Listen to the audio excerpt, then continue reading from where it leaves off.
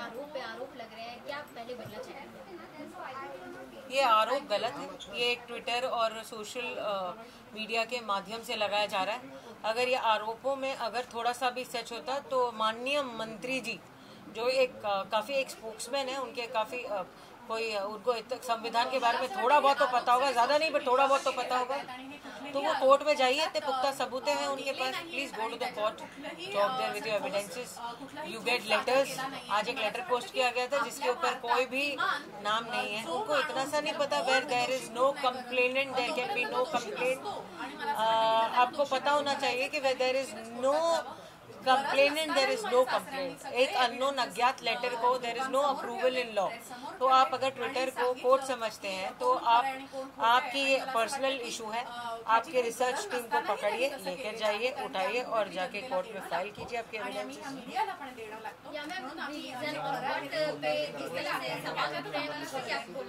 I can't hear you, I can't. ये बड़ा ही शर्मनाक किस्सा है कि कोई भी उठा के आप गलत हो इस मामले में। It is morally, aesthetically and principally wrong whatever you are going, and it is even legally wrong to do that. आप कोई भी माध्यम से कोई भी चीज आप एक 75 ईयर्स ओल्ड के एक्स पुलिस मैन को आप गलत सर्टिफिकेट बोगस सर्टिफिकेट बनाने का इल्जाम दे रहे हो।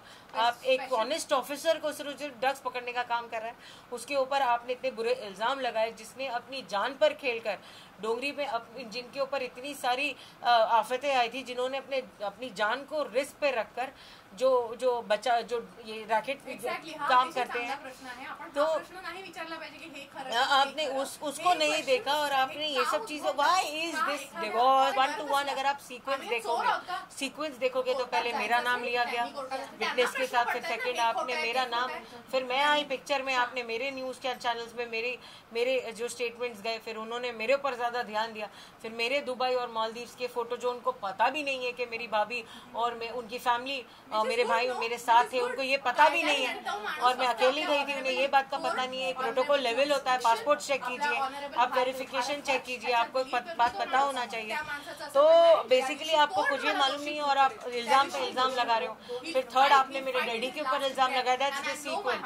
आगे आपका कास्ट बुरा है, आप बोगस इंसान हो। जो इंसान 75 ईयर्स का है, जो एक एक्स पुलिस ऑफिसर रह चुका है, आप इनडायरेक्टली बोल रहे हो कि पूरा सिस्टम फेलियर है। ये आपने the whole system has kept my brother and given him such a post.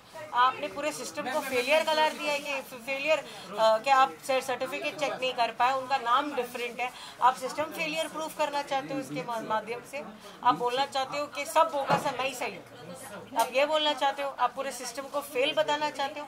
ऐसे तो आप एनआईए के ऑफिसर को बोल रहे हो, वो जीएसटी जो रह चुका है, उनके पोस्ट अलग अलग हो चुके हैं। आप पूरे एनआईए में भी हो चुका है, एक बड़े बड़े पोस्ट पे एजेंसीज पे आप सब एजेंसीज को आपको उनको दिखा रहे हो कि ये कितने बड़े फेलियर है। आप ऐसा बोल रहे हो कि उन्होंने ओवरचेक नहीं किया होगा और जाने दिया होगा। आप ये केसेस को, आपके पास अगर मैं आपको एक एडवाइस देना चाहती हूँ, अगर आपके पास इतने अच्छे सबूत हैं, आपके पास एक्सीलेंट सबूत है, आप बहुत स्ट्रांग हो, आप फाइनेंशियली बहुत ज़्यादा स्ट्रांग हो, आप एक पॉलिटिकल बहुत अच्छी पोस्ट पे हो, आप उठिए और कोर्ट जाइए।